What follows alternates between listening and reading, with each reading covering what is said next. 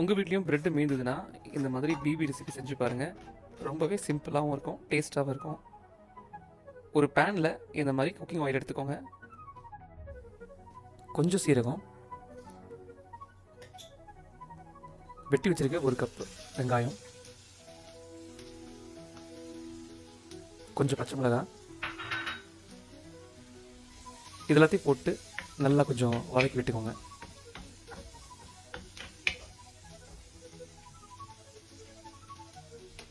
நல்லா வெங்காயம் வதங்கினதுக்கு அப்புறமேட்டுக்கா வெட்டி வச்சிருக்க தக்காளி போட்டு இன்னும் கொஞ்சம் நல்லா வதக்கி விட்டுக்கோங்க. தக்காளி வெங்காயம் நல்லா வதங்கணும். இப்போ நல்லா வதங்கிடுச்சு. இந்த நேரத்தில் தேவையான அளவு கொஞ்சம் உப்பு போட்டுக்கோங்க. போட்டு இன்னும் கொஞ்சம் நல்லா வதக்கி விட்டுருங்க.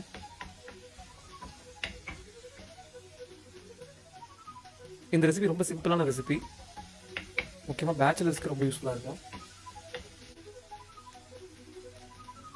கொஞ்சமாக சில்லி பவுடர், கொஞ்சம் எக்ஸ்ட்ராவாக பெப்பர் பவுடர், இது 2 தான் மசாலாவில் போட வேண்டியது. வேறு எதுவுமே இந்த பிபி ரெசிபியில் கிடையாது.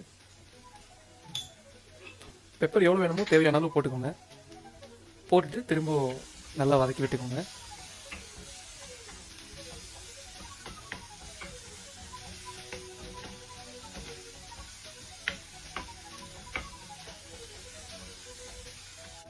இப்போ நல்லா வதங்கிடுச்சு.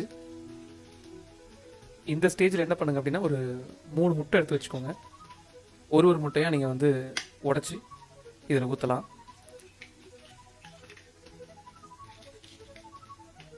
ஸோ வெறும் ப்ரெட்டு முட்டை மட்டும் இருக்குது அப்படின்னா இதை விட ஒரு பெஸ்ட்டான ரெசிபி எதுவுமே இருக்காது. இதை ஈவினிங் ஸ்நாக்காக கூட சாப்பிட்டுக்கலாம், இல்லை நைட் டின்னராக கூட சாப்பிட்டுக்கலாம். அண்ட் மோர் இம்பார்ட்டன்ட், இது ரொம்ப ஹெல்த்தியான ரெசிபியும் கூட. ஓகே, முட்டையெல்லாம் போட்டாச்சு. போட்டு திரும்பவும் நல்லா ஒரு தடவை புர்ஜி மாதிரி வதக்கி விட்டுக்கோங்க. ஸோ நல்லாவே முட்டை வதங்கிடுச்சு. இந்த நேரத்தில் நம்ம டோஸ்ட் பண்ணி வச்ச ப்ரெட்டை கட்டமாக குட்டி குட்டி பீசஸாக கட் பண்ணி இந்த மாதிரி அது மேலே நீங்கள் போட்டுக்கலாம். நான் கொஞ்சம் பெருசாக கட் பண்ணியிருக்கேன், எனக்கு இந்த மாதிரி சாப்பிட்டா தான் பிடிக்கும். நல்லா போட்டு அதை நல்லா நீங்கள் மெதுவாக எடுத்து கிளறி விட்டுக்கோங்க. அந்த எக் புர்ஜி எல்லா ப்ரெட் பீசஸ்லையும் கோட் பண்ணுற மாதிரி நீங்கள் மெதுவாக சிம்மில் வச்சுட்டு நீங்கள் இந்த மாதிரி கிண்டி விட்டுருங்க. எந்த அளவு நீங்கள் மெதுவாக கிண்டிங்கன்னா அந்தளவு ப்ரெட் பீசஸ் உடையாமல் இருக்கும். மேலே கொஞ்சம் கொத்தமல்லி இலையை தூவி விட்டுக்கோங்க. அவ்வளோதாங்க, ரெசிபி ரெடி.